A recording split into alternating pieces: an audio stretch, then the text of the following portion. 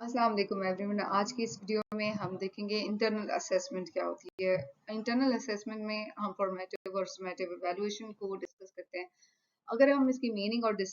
Significance देखें तो internal assessment student को अगर रेफर करते हुए देखें तो ये उनके लर्निंग प्रोग्रेस को देखी जाती है जो स्टूडेंट्स के लिए टीचर्स कंडक्ट करती हैं with in educational institutions, school हो सकते हैं। इसमें दोनों फॉर्मेटिव और समेटिव इवैल्यूएशन कंडक्ट की जाती है ताकि हम इन दोनों मेथड से ये देख सकें कि स्टूडेंट की परफॉर्मेंस और अचीवमेंट कितनी हुई है। इंटरनल असेसमेंट हमें एक वैल्यूएबल फीडबैक प्रोवाइड करती है जिसमें स्टूडेंट्स और टीचर्स दोनों के लिए फीडबैक होता है और वो अपने इस फीडबैक के बेस पे इंफॉर्मेशन को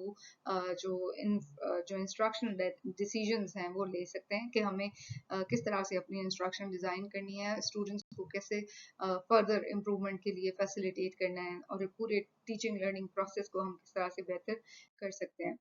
अगर हम इसमें देखें तो planning internal school evaluation program जो है वो बेसिकली इसमें हम ऑब्जेक्टिव्स को डिज़ाइन करते हैं, एस्टैब्लिश करते हैं और वो ऑब्जेक्टिव्स आपके क्लियर होने चाहिए, गोल्स आपके इंटरनल असेसमेंट प्रोग्राम के बिल्कुल क्लियर होने चाहिए और वो गोल आपके जो नेशनल एजुकेशनल जो एम्स हैं, स्टैंडर्ड्स हैं, उनके साथ अलाइनमेंट उनकी बहुत ज़रूरी है। ऑब्जेक्टिव्स जो भी आप डेवलप करते हैं, एस्टैब्लिश करते हैं, वो स्टूडेंट की लर्निंग और आउटकम्स को बेहतर बनाने के लिए किए जाते हैं और इसके साथ-साथ हम टीचिंग इफेक्टिवनेस को प्रमोट करते हैं। हम इंटरनल स्कूल इवैल्यूएशन प्रोग्राम में ये भी देखते हैं कि क्या हम किस तरह से हम कंटिन्यूअस इम्प्रूवमेंट का एक कल्चर जो है वो प्रमोट कर सकते हैं। जब हम डिज़ाइन करते हैं असेसमेंट इंस्ट्रूमेंट्स तो उसको डिफरेंट वैरायटी ऑफ इंस्ट्रूमेंट्स में आप डेवलप कर सकते हैं। फॉर एग्जांपल आप क्विज़ेस ले सकते हैं, आप टेस्ट कर सकते हैं। हम जब भी टीचर्स जब भी कोई इंस्ट्रूमेंट डेवलप करते हैं उसमें प्रोजेक्ट्स दे सकते हैं, प्रेजेंटेशन पोर्टफोलियोज भी उनमें शामिल हैं ताकि स्टूडेंट की डिफरेंट तरह की जो लर्निंग आउटकम्स हैं, डिफरेंट तरह की जो लर्निंग स्टाइल्स हैं उनको देखा जाए और उन टाइप्स को डेवलप किया जा सके और इसके साथ साथ आप इंश्योर करते हैं कि जो इंस्ट्रूमेंट आपने बनाया है वो उसकी वैलिडिटी बहुत इफेक्टिव होनी चाहिए। क्या वो वैलिडिटी तभी होती है जब आप उसको कनेक्ट करते हैं विद द कंटेंट और जब आप कंटेंट से रिलेटेड सवाल पूछते हैं, टेस्ट बनाते हैं, क्विज बनाते हैं, प्रोजेक्ट्स, प्रेजेंटेशन, पोर्टफोलियोज, तो उसकी वैलिडिटी और रिलायबिलिटी उसके कनेक्शन के साथ, अलाइनमेंट के साथ होती है और उसमें लर्निंग आउटकम्स, करिकुलम के भी और लर्निंग के भी ऑब्जेक्टिव्स को इंश्योर किया जाता है ताकि वो उसमें हम अचीव कर सकें।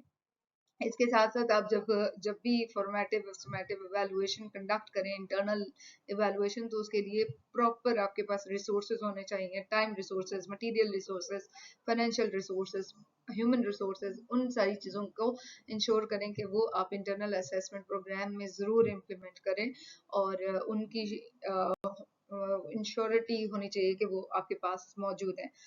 प्रोफेशनल डेवलपमेंट अपॉर्चुनिटीज प्रोवाइड करें टीचर्स के लिए, कंटिन्यूस प्रोफेशनल डेवलपमेंट प्रोग्राम्स होने चाहिए और उसमें आप असेस करें कि किस तरह से उन्होंने अपनी एक्सपर्टीज और लिटरेसी और स्किल्स को एनहांस किया है।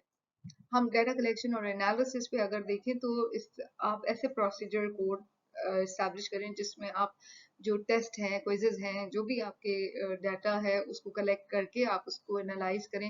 एनालिसिस और इंटरप्रिटेशन के बेस पे आप देखें कि किस तरह से आपको मीनिंगफुल इंसाइट मिलता है, मीनिंगफुल रिजल्ट्स मिलते हैं ताकि हम स्टूडेंट्स की लर्निंग को बेहतर कर सकें और इंस्ट्रक्शनल डिज़ाइन को इफेक्टिव कर सकते हैं। इंस्ट्रक्शंस जो टीचर्स देती हैं वो आप प्रॉपर बना सकें। असेसमेंट डेटा जो हमें आइडेंटिफाई करके देता है वो ये है कि हम किस तरह से डिसीजन कर सकते हैं और हमें इम्प्रूवमेंट के चांसेस मिलते हैं क्योंकि हमें इसमें स्ट्रेंथ और वीकनेसेस दोनों पर पता चल जाती हैं। तो आप उन स्ट्रेंथ्स की और वीकनेसेस की बुनियाद पे जो है वो इम्प्रूवमेंट लेकर आ सकते हैं। फॉर्मेटिव इवैल्यूएशन देखें तो कंटिन्यूस फीडबैक होता है जिसमें फॉर्मेटिव इवैल्यूएशन में आप थ्रू आउट लर्निंग प्रोसेस जो है वो ये कंडक्ट करते हैं कि आप स्टूडेंट को फीडबैक देते हैं, उनका टेस्ट लेते हैं, फिर उनको फीडबैक दिया जाता है, उनको इम्प्रूव करवाते हैं और स्टूडेंट की स्ट्रेंथ और वीकनेसेस डायग्नोज होती हैं, लर्निंग नीड्स डायग्नोज होती हैं और उसके मुताबिक फिर आप इंस्ट्रक्शनल जो गाइडलाइंस हैं वो एडजस्ट करते हैं। इसमें एक और चीज आ जाती है इन्फॉर्मिंग इंस्ट्रक्शन इसमें आप जो फॉर्मेटिव इवैल्यूएशन का जो डाटा कलेक्ट किया है आपने, उसमें आप ये देखते हैं कि आप किस तरह से इंस्ट्रक्शनल डिजाइंस डिसीजंस कर सकते हैं, आपने कौन सी स्ट्रैटेजी यूज करनी है, कौन सी मेथड को अडॉप्ट करना है, ताकि आप प्रॉपर तरीके से स्टूडेंट्स को जो है वो एक इनरिच्ड जो अपॉर्चुनिटी प्रोवाइड करें और वो उसमें से मैक्सिमम जो है वो बेनिफिट ले सकें। हम इसमें ग्रोथ और माइंडसेट को भी प्रमोट करते हैं। फॉर्मेटिव इवैल्यूएशन हमें माइंडसेट के आउट ऑफ द बॉक्स सोचने का जो है वो एक चांस देती है, और इसमें हम कंटिन्यूअसली इम्प्रूवमेंट की तरफ ऐसे लर्निंग प्रोसेस को इन्हांस करते हैं, सपोर्ट करते हैं और इनकरेज करते हैं कि जिसमें आपकी कंटिन्यूअसली सपोर्ट जो है वो इम्प्रूवमेंट होनी चाहिए। स्टूडेंट्स की जो मिस्टेक्स हैं उनको देखा जाता है, उनको चैलेंजिंग अपॉर्चुनिटीज दी जाती है ताकि वो उन चैलेंजेस को ओवरकम कर सकें और उनको वो अचीव कर सकें, और उनकी लर्निंग की ग्रोथ और डेवलपमेंट के लिए हम इफेक्टिवली काम कर सकें। सुमेटिव इवैल्यूएशन जो कि टर्मिनल एग्जाम भी कहा जाता है, एंड टर्म में होती है, और उसको हम इस तरह से इंक्लूड करते हैं कि एंड ऑफ द ईयर आप टेस्ट ले सकते हैं, स्टैंडर्डाइज टेस्ट हो सकते हैं, फाइनल एग्जाम्स हो सकते हैं, और उसमें आप प्रोजेक्ट्स को भी मद्देनजर रखते हैं। और आपकी जो इसका जो पर्पस होता है वो ये होता है कि आप स्टूडेंट्स की अकाउंटेबिलिटी, टीचर्स की, स्कूल्स की, एजुकेशनल सिस्टम की अकाउंटेबिलिटी करते हैं कि क्या आपका जो भी जो एग्जामिनेशन का प्रोसेस है वो इफेक्टिव हो रहा है या नहीं हो रहा, ताकि हम उससे उसके बेस पे स्टूडेंट्स की लर्निंग को इनहांस कर सकें। अगर हम इसमें डिफरेंस देखें फॉर्मेटिव इवैल्यूएशन में और सुमेटिव इवैल्यूएशन में, तो फॉर्मेटिव ऑनगोइंग है और उसमें स्टूडेंट की लर्निंग प्रोग्रेस को मॉनिटर करते हुए फीडबैक प्रोवाइड किया जाता है,